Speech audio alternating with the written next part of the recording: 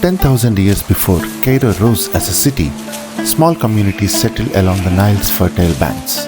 The abundance of water and plants gave them a reason to stay. This was the first spark of human presence in the land that would one day host Egypt's great capital. By 6000 BCE, the Nile River's floods encouraged the first agricultural villages near Cairo. People began planting grains and domesticating animals, transforming from wandering hunters into settled farmers. This quiet revolution laid the groundwork for Egypt's future kingdoms. By 4000 BCE, the Nile River near Cairo had become a hub of trade. Goods from Upper and Lower Egypt flowed through this crossroads, linking distant cultures. After 1,000 years, King Narmer united Upper and Lower Egypt. The Nile near Cairo became a central artery of its new kingdom, a land where enemies marched and ceremonies affirmed power. Here began the Pharaonic legacy that would dominate the Egypt for a millennia. By 2700 BC, Memphis, near modern Cairo, became Egypt's capital.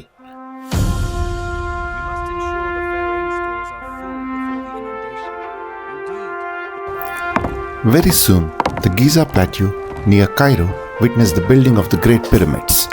Tens of thousands labored, shaping stone with copper tools. This monument of faith and power became Egypt's eternal symbol. During this time, pharaohs commanded immense power, organizing laborers, artisans, and priests into a society devoted to the gods and afterlife. Their grand pyramids symbolized both divine authority and human ambition. The mighty pyramids of Khufu, Khafre, and Menkaure rose on the Giza Plateau, each aligned with the stars. They remain a timeless testament to ancient Egypt's mastery of mathematics, engineering, and cosmic vision. After many centuries of rule, the pharaonic power started slowly declining. Droughts and political collapse shattered the Old Kingdom. Cairo entered a dark age where order gave way to despair. Very soon, strong leaders restored unity. Near Cairo, farms bloomed, trade revived, and temples echoed with chants. Egypt entered its Middle Kingdom, a time of renewal born from the ruins of collapse. In 1650, a Palestinian army called Hyksos occupied Cairo. However, after 100 years, Egypt rose again. Native kings expelled the Hyksos near Cairo, reclaiming their land and glory. The victory marked the dawn of Egypt's powerful new kingdom. Under this new kingdom, the people of Cairo thrived under the watchful eyes of pharaohs. This land became the launching point for an empire that reached far beyond the Nile. By 1350, a divine revolution has begun in Cairo. A pharaoh, Akhenaten, challenged a millennia of tradition. He declared Aten, a sun disk, as the sole deity and embarked on a radical shift to monotheism, thereby dismantling a deep-rooted polytheistic culture.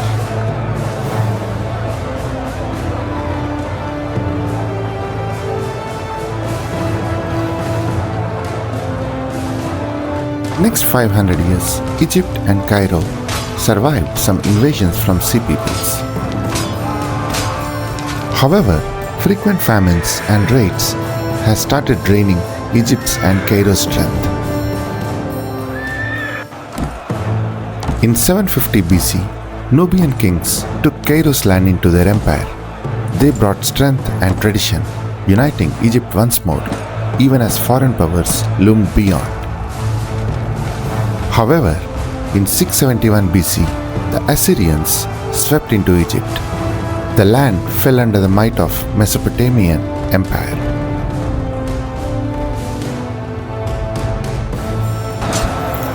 In 525 BC, the Persians conquered Egypt. Cairo and Memphis became a part of Persian Empire. Daily life went on, but power shifted to foreign new rulers. Then came Alexander the Great. He conquered Egypt and Cairo in 332 BC. Welcomed as a liberator, he fused Greek and Egyptian worlds, leaving a legacy that would reshape Egypt's destiny forever. For the next several decades, Memphis near Cairo was a blend of cultures, Egyptian and Greek. Greek rulers and Egyptian priests and traders filled its streets. It became a city where two worlds merged into one. In 30 BCE, Rome conquered Egypt. Near Cairo, legions replaced pharaohs, and Memphis bowed to the new masters. The Nile's heartland became a province of the greatest empire of its time. By the 1st century CE, Memphis blended Roman order with Egyptian tradition. The bustling city of Cairo and Memphis became a vital grain source for the Rome's new empire.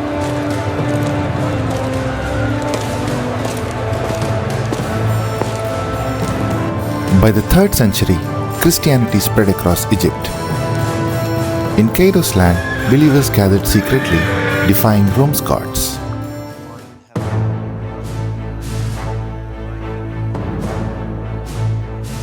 Around 300 CE, Romans built the Babylon fortress near Cairo. Its walls guarded the Nile and its people, making this land a military stronghold for centuries.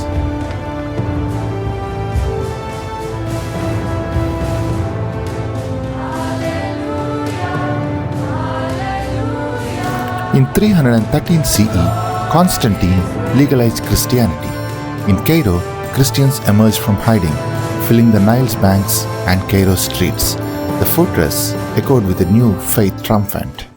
By the 6th century, Cairo's land was ruled by Byzantium, but disputes between the empire and the locals deepened. In 641 CE, Arab armies captured Cairo's fortress. The Byzantines fell, and Egypt entered a new era under Islam, reshaping Cairo and its destiny forever. Almost immediately, Fustat was found as the first Muslim capital of Egypt. By the Nile banks, markets, mosques and homes rose, giving birth to today's Old Cairo. By the 8th century, Fustat flourished under the caliphates. Cairo's lands thrived as a center of trade, learning and governance, bridging Africa and Asia.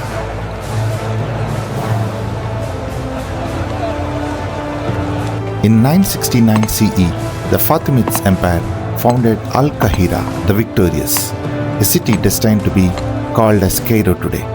Built with vision and power, it became a new political and cultural heart of the Islamic world, guarded by strong walls and ground gates.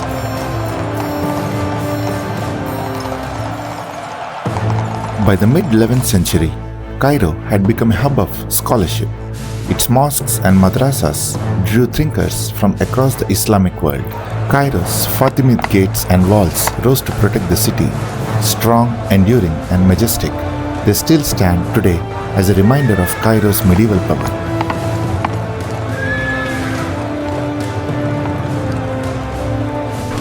In 1168, Fustat was set ablaze to prevent its capture by Crusaders. The destruction marked the end of Egypt's first Islamic capital, leaving today's Cairo to rise as the sole heart of Egypt. In 1169, Saladin rose to power in Cairo.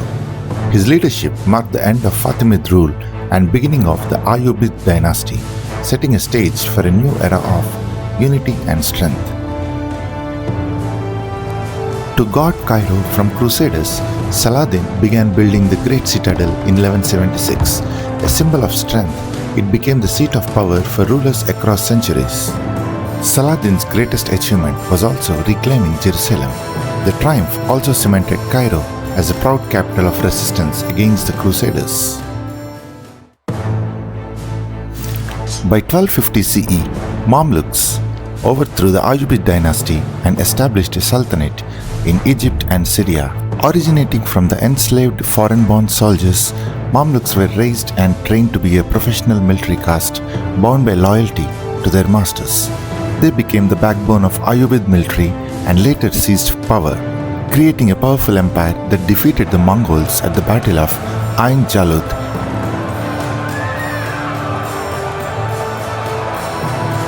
The Black Death of Egypt didn't spare Cairo either. It is estimated that Cairo has lost almost one-third of its population due to the Black Death.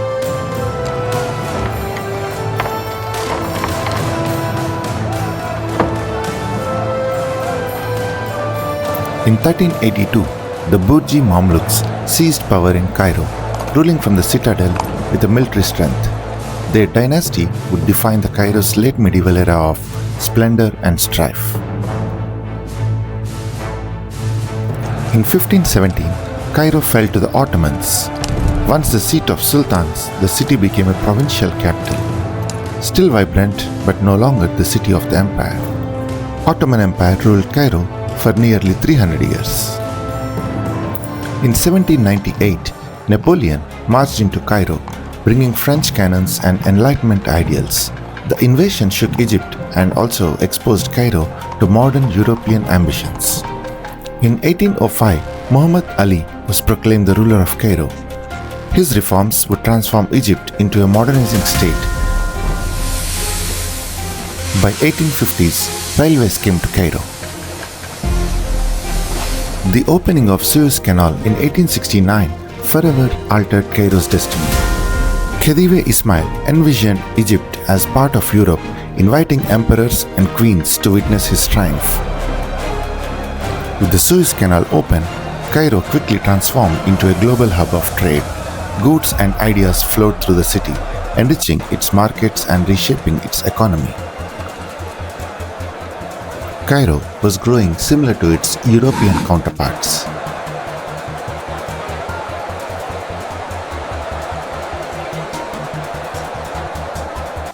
In 1882, British troops marched into Cairo, turning Egypt into a wild protectorate.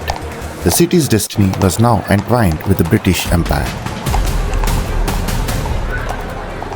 Though the city continued to grow, it was still under a foreign rule. The protests and revolutions didn't completely help Egypt to become fully free. Finally, in 1922, after years of struggle, Egypt declared its independence from Britain. Though challenges remained, the city stood as the beating heart of the nation, claiming its destiny. During the World War II, Cairo became a strategic Allied headquarters. The city swelled with soldiers, spies, and intrigue, all while ordinary Egyptians endured shortages and foreign control. Finally, in 1952, the free officers led by Gamal Abdel Nasser ended centuries of monarchy.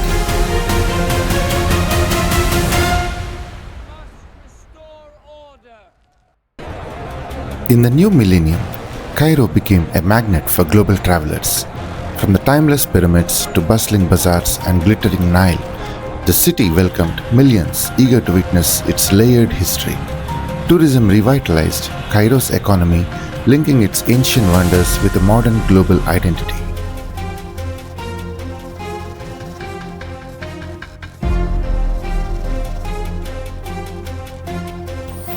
Over a period of 10,000 years, the Cairo region shifted from modest riverine settlements to a hub of cross-cultural exchange.